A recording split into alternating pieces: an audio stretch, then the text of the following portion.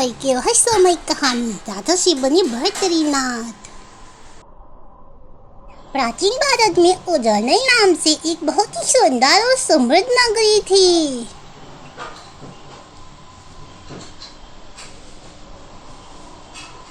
वहाँ के राजा थे भर्तरी। वे बहुत ही न्यायप्रिय, दयालु और समझदार शासक थे। उनकी प्रजा उनसे बहुत प्रेम करती थी क्योंकि उनके राज्य में सुख, शांति और समृद्धि थी। राजा भर्तरी के छोटे भाई का नाम विक्रमादित्य था। वह भी बहुत वीर और बुद्धिमान थी। दोनों भाइयों में गहरा प्रेम था।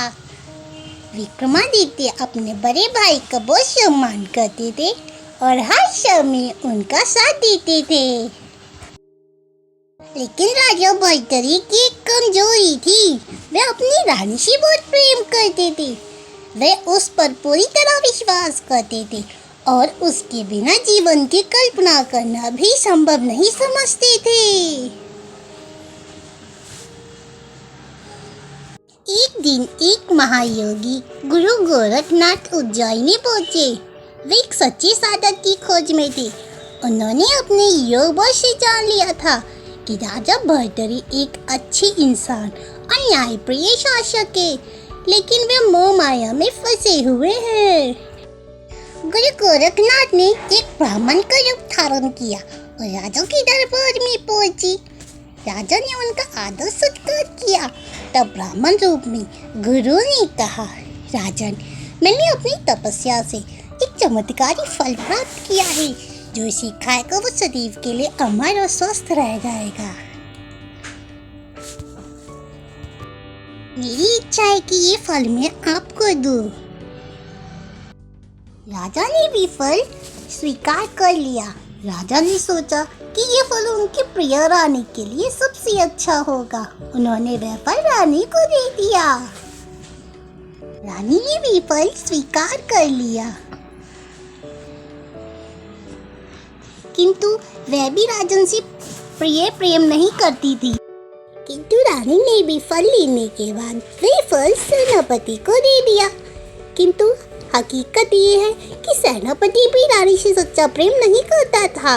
वह तो खुद एक सुंदर नर्तकी से प्रेम करता था।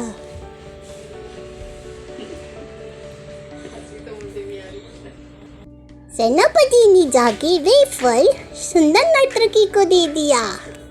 नर्तकी ने वे फल स्वीकार कर लिया, किंतु उसे जब पता चला कि ये फल अमर फल है तो वे सोच में पड़ गई।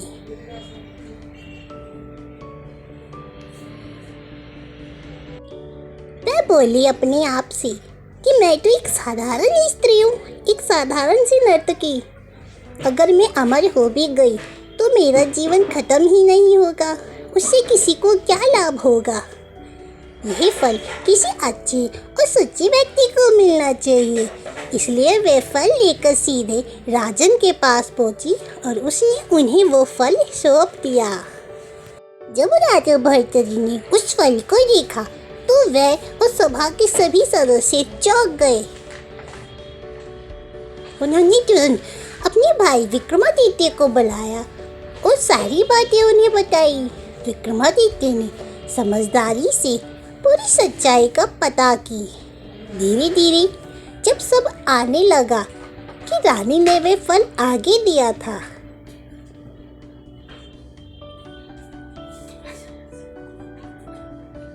राजा विक्रमादित्य ने तभी सेनापति को बुलाया। सेनापति ने पूरी सच्चाई राजा के समक्ष रखी और सच्चाई को जानने के बाद राजन हैरान हो गए और उन्हें यकीन ही न हुआ कि उनकी रानी उनके साथ छल कर सकती है। यही जानकर उनका दिल टूट गया।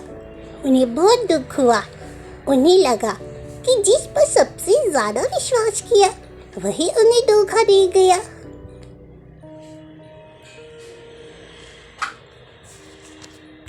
राजा बहुत दुखी हो गई और बोले, अब मुझे इस संसार में कोई सुख नहीं दिखता।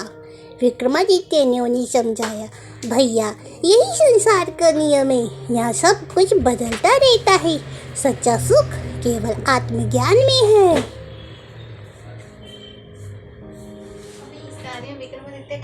वहीं कुछ समय बाद गुरु गोरखनाथ अपने असली स्वरूप में फिर राजा के समक्ष आए। उन्होंने कहा, राजन, अब आपने संसार की सच्चाई देख ली है। ये सब मोह माया है। अगर सच्चा सुख चाहते हो तो वैराग्य का मार्ग अपना लो। राजा भर्तरी को उनकी बात समझ आ गई। उन्होंने अपना राजपाट अपने छोटे भाई विक्रमादित्य को सौंपने की सोची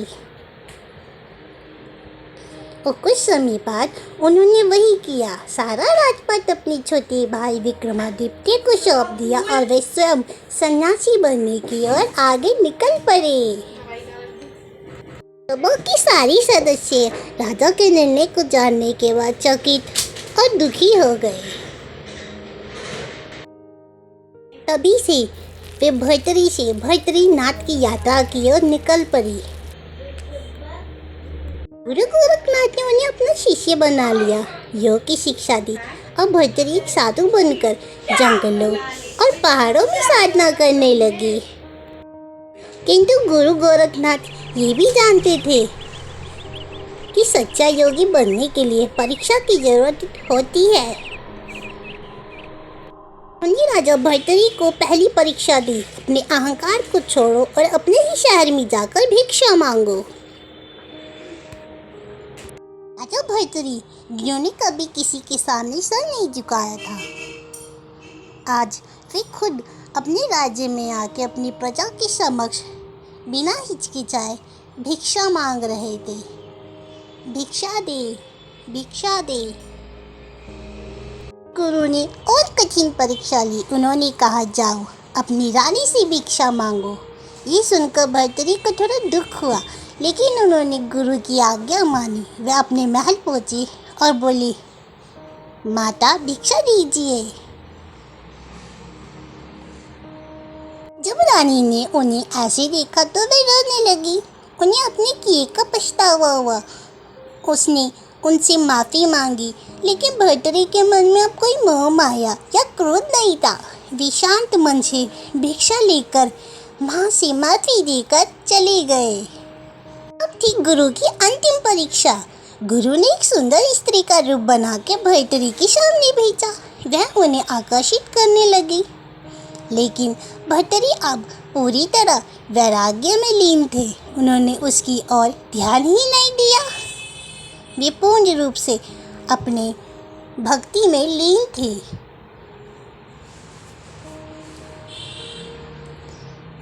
उन्होंने अपने सभी भ्रमों को खत्म कर दिया था धीरे धीरे।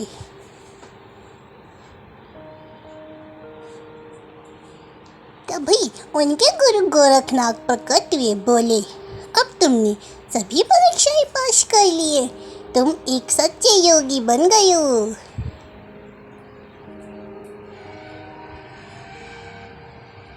इसके बाद भर्तरी एक महान संत बने और भर्तरीनाथ के नाम से प्रसिद्ध हुए। उन्होंने अपना जीवन तपस्या ज्ञान में बिताया।